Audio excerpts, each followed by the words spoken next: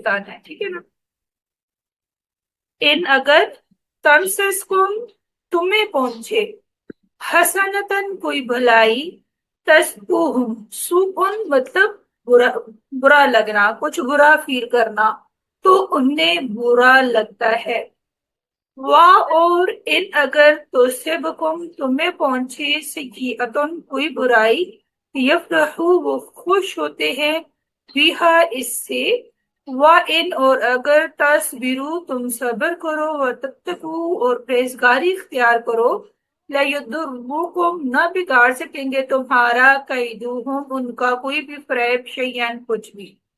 इन्ना बेशक अल्लाह अल्लाह ताला बिमा जो कुछ यअमलूना तुम करते हो अमल, मुहीतुन उनको घेरे हुए है, ठीक है। जी।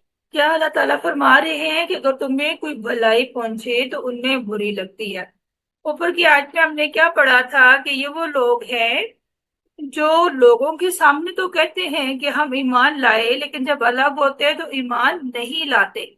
लोगों के सामने तो कहते हैं कि हम आपके दोस्त हैं, लेकिन जब अकेले होते हैं, तन्हा होते हैं, तो ये हमें बताते हैं कि ये हमारे दोस्त नहीं है, ठीक है। और जब ये तन्हा होते हैं तो उनका गुस्सा इतना होता है कि ये अपनी, जैसे किसी को शदीद गुस्सा आए ना, तो वो अपने बाजू या उंगलियां काटना शुरू कर दे, खुद को काटना शुरू कर दे।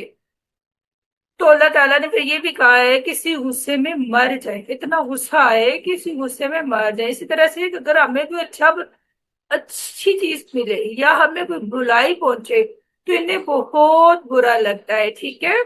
और अगर हमारे साथ कुछ बुरा हो जाए, कुछ मिसहेप हो जाए, तो वो इससे खुश होते हैं, ठीक है। और अगर तुम सब्र करोगे और परहेजगारी इख्तियार करोगे, तो ये लोग हमारा, यानी अल्लाह ताला हमसे मुखातिब है, हमारा कुछ भी नहीं बिगाड़ सकेंगे। बेशक ये जितनी भी चाले चल लें, ठीक है, जितने भी फरेब कर ले, हमारा जो दुश्मन होता है ना, चाहे खानदान में है, चाहे आउट ऑफ फैमिली में, देखिए फैमिली से बाहर तो कोई नहीं करता, लेकिन फैमिली के अंदर तो वो क्या करता है, झूठी चीजें हमारे ऊपर लगाते रहते हैं, हमारे ऊपर फरेब और बुहतान लगाते रहते हैं, ठीक है। जो भी दुश्मनी करते जी। हैं उनका एक ही काम होता है कि फरेब बांधना। तो अल्लाह ताला ने हमें तसल्ली दी है कि अगर इस तरह का कोई मामला है आपके साथ, कि वो आपको बुराई पहुंचने पर खुश हो रहे हैं और आपकी भलाई पर गमशुदा हो रहे हैं और आपके लिए चाले चल रहे हैं, तो आपने क्या करना है, सब्र करना है। दूसरे नंबर पे अल्लाह ताला फरमा रहे हैं परहेजगारी इख्तियार करो।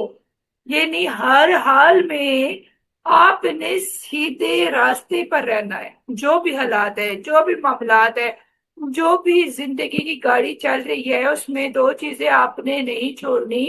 एक तो तमाम चीजों पर आपने सब्र करना है, ठीक है।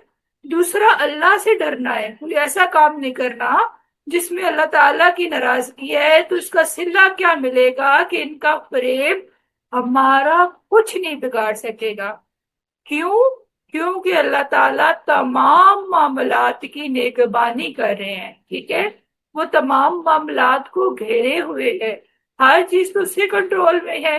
तो फिर जो कोई जो कुछ करता है उसको करने दे, क्योंकि अल्लाह की मर्जी के बगैर आपको नुकसान, उनके जो फरेब है, उनके जो बोहतान है, उनकी जो इल्जाम तराशियां हैं, वो आपको कोई भी फरेब नहीं पहुंचा सकेंगे नुकसान, ठीक है।